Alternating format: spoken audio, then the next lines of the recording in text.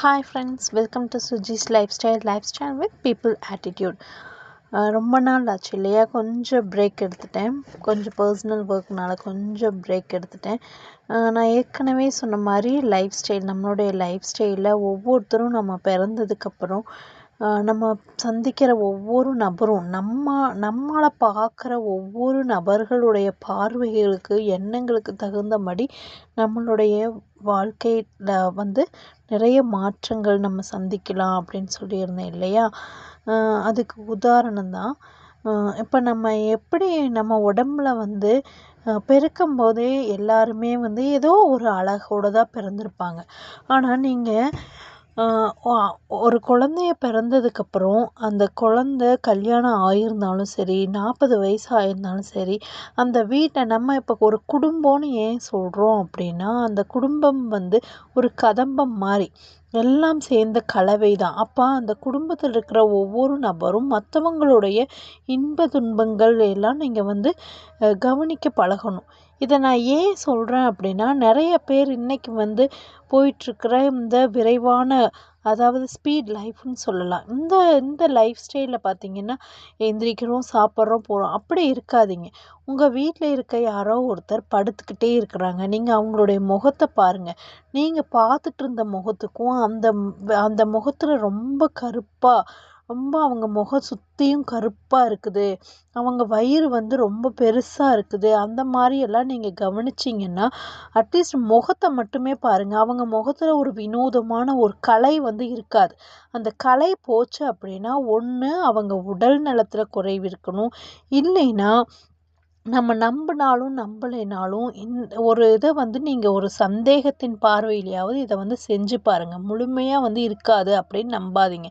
நம்ம எந்த அளவு தெய்வ சக்தியை நம்புகிறோமோ அந்த அளவு தீய சக்திகளையும் இன்றைக்கி இருக்கிற நம்மளை பார்க்கக்கூடிய நபர்கள், பொறாமை எண்ணம் கூடிய நபர்கள் பார்த்திங்கன்னா, அந்த ஏவல் அப்படின்னு சொல்லிட்டு ஒரு இதை ஏவி விடுறது. அப்படி அவங்க உடம்புல அது இதாக அண்டுச்சு அப்படின்னா, அவங்க முகம் களை இழந்து அவங்களால எந்த ஒரு செயலையுமே பார்த்திங்கன்னா, திறமை இருந்தாலும் அவங்களால செய்ய முடியாது.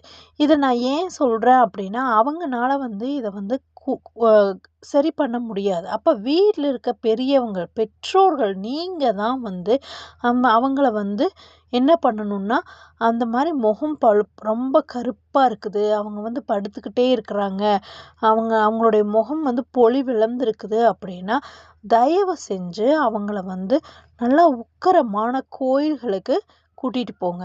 அதே மாதிரி பார்த்திங்கன்னா, அவங்களுக்கு பார்த்திங்கன்னா, நல்லா உக்கிர தெய்வங்கள், முனீஸ்வரன் அல்லது சித்தர்கள், நீங்கள் உங்கள் வீட்டு அருகில் சித்தர்கள் இருந்தாங்கன்னா அந்த சித்தர்களை போய் பார்த்து அவங்கக்கிட்ட கொஞ்சம் விபூதி அந்த மாதிரி வாங்கி அந்த உணவில் கலந்து கொடுங்க. ஏன்னா நம்மளுக்கு கண்ணுக்கு தெரியாமையே இந்த பொறாமை குணம் படைச்சவங்க என்ன பண்ணுவாங்கன்னா, இந்த ஏவல் அப்படிங்கிற அந்த தீய சக்திகளை எல்லாம் ஒன்று காத்தோடு அனுப்புவாங்க, இல்லைன்னா உணவில் வச்சும் அனுப்புவாங்க.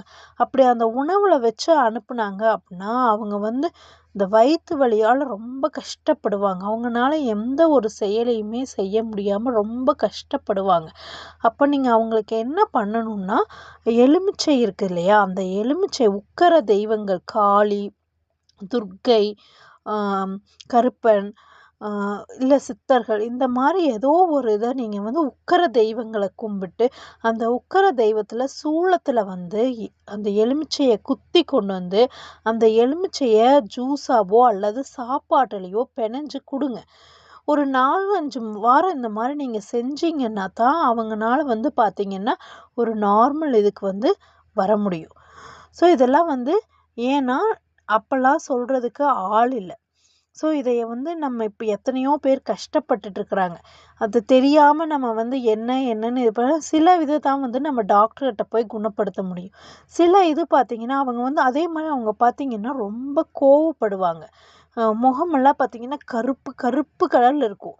ரொம்ப களை இழந்து போய் கருகருன்னு இருப்பாங்க. கோவம் ரொம்ப வரும். அவங்களுக்கு பார்த்திங்கன்னா திடீர்னு யாரையா பார்த்து முறைப்பாங்க. அவங்களால உருப்படியாக சாப்பிட முடியாது.